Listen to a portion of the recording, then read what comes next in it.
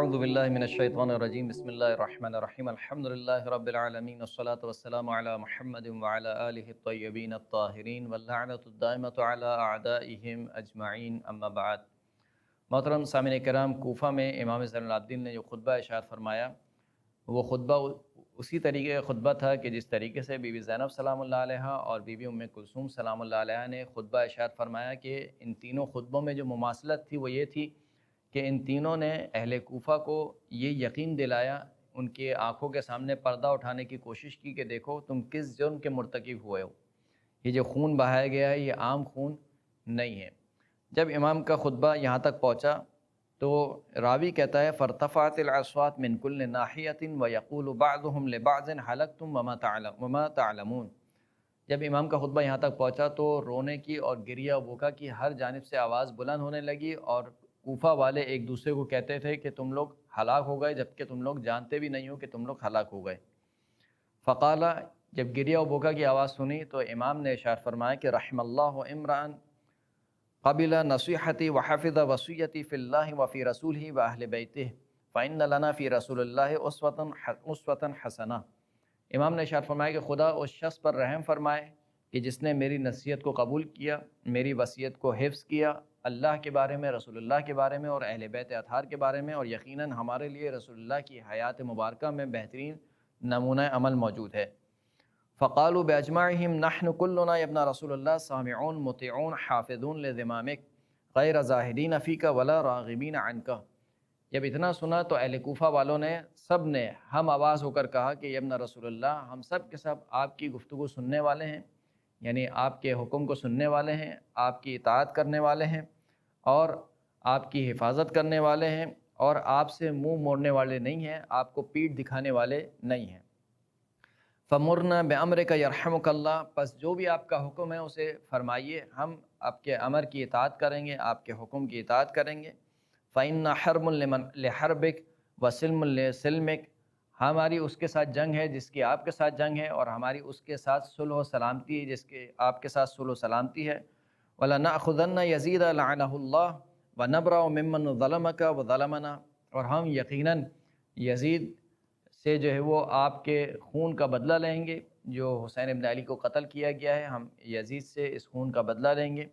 اور جس نے بھی آپ پر اور ہم پر ظلم کیا ہے ہم اس سے اظہار بیزاری کریں گے۔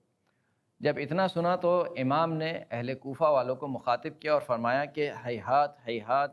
بہت دور ہے، بہت دور ہے، ایتھا الغدرۃ المکرہ، اے غدار لوگو، اے فریب دینے والوں لوگو،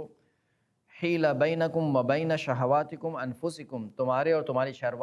شہوات کے درمیان تمہارے نفس حائل ہو گئے ہیں۔ اتریدون ان تأتوا الی کما اتیتم الی آبائی، کیا تم چاہتے ہو کہ تم اسی طریقے سے میرے پاس آؤ جس طریقے سے میرے آباء و اجداد کے پاس آئے تھے؟ یعنی کیا تم چاہتے ہو کہ پھر دوبارہ اس دھوکے کو دہراؤ کہ جس طریقے سے تم نے میرے آباء و اجداد کو دھوکہ دیا ہے اب دوبارہ مجھے دھوکہ دینا چاہتے ہو؟ من قبل کلا ورب الراقصات، ہرگز ایسا نہیں ہو سکتا اس پروردگار کی قسم کہ جو ان اونٹوں کو خلق کرنے والا ہے، جو اونٹ حجاج کرام کو مینا اور عرفات لے کے جاتے ہیں۔ فإن الجرح لما يندمل، کیونکہ ابھی تک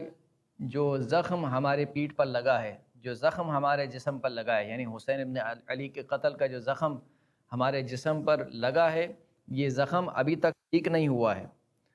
قتل ابی بالامس، کل ہی میرے بابا کو قتل کر دیا گیا، واہل بیتہ معہ، جبکہ اس کے ساتھ اس کے اہل بیت موجود تھے۔ ولم ینسى ثقل رسول اللہ وثقل ابی وبنی ابی ووجدہ بین لہاتی ومرارتہ بین حناجری وحلقی، کل ہی میرے بابا کو قتل کیا گیا، اور یہ قتل اس قدر سنگین تھا کہ اس قتل کی سنگینی کو، اس رسول اللہ کے جو مصیبت کی جو سنگینی ہے، اس سنگینی کو بھلایا نہیں جا سکتا ہے، میرے بابا کے قتل کی سنگینی کو بھلایا نہیں جا سکتا ہے، اور جو میرے بابا کے بیٹوں کو قتل کیا گیا اس کے قتل کی جو سنگینی ہے، جو مصیبت ہے، اس مصیبت کو بھلایا نہیں جا سکتا ہے۔ یہ مصیبت ایسی ہے کہ ابھی تک اس مصیبت کی کرواہٹ میرے حلق میں مجھے محسوس ہو رہی ہے، میرے گلے میں اس مصیبت کی کرواہٹ مجھے محسوس ہو رہی ہے۔ وغصصہ تجری فی فراش صدری، اور اس مصیبت کی وجہ سے جو ایک کیفیت ہے وہ کیفیت میرے پورے سینے میں پھیل چکی ہے۔ ومسألتی ان تکونوا لا لنا ولا علینا، میری تم سے فقط اتنی درخواست ہے کہ نہ تم ہمارا ساتھ دو نہ تم ہمارے مخالف رہو، یعنی تم نیوٹرل بن کے رہو، نہ تم ہمارے ساتھ آنے کی کوشش کرو اور نہ تمہارا شمار ہمارے مخالفین میں ہو۔ پھر اس کے بعد امام نے ایک شعر پڑھا کہ لا غرو ان قتل الحسین فشیخہ قد کان خیرا من حسین و اکرم، کہ کوئی تعجب نہیں ہے اگر حسین ابن علی کو قتل کر دیا گیا، اس لیے کہ جو حسین ابن علی کے آباء و اجداد ہیں، یعنی رسول اللہ اور خود حسین ابن علی کے والد گرامی مولا کائنات امیر المؤمنین علی ابن ابی طالب علیہ الصلوۃ والسلام، کہا کہ وہ تو ان سے بہتر تھے، یقیناً مولا کائنات حسین ابن علی سے بہتر تھے، ان کو بھی قتل کر دیا گیا، تو اگر حسین کو آج قتل کر دیا گیا تو اس میں کوئی تعجب نہیں ہے کہ کل ہی اسی کوفہ میں علی ابن ابی طالب کو قتل کر دیا گیا تھا۔ فلا تفرحوا یا اہل کوفان بالذی اصیب حسین کان ذلک اعظم، پس اہل کوفہ تم کسی خوش فہمی میں نہ رہنا کہ تم نے حسین ابن علی کو قتل کر دیا ہے، یقیناً یہ جو بوجھ تم نے اپنے کمر پر اٹھایا ہے، اپنی پشت پر اٹھایا ہے، یہ انتہائی سنگین بوجھ ہے اور اس کا خمیازہ تمہیں بہت ہی برا بھگتنا پڑے گا۔ وآخر الدعوانا ان الحمد للہ رب العالمین۔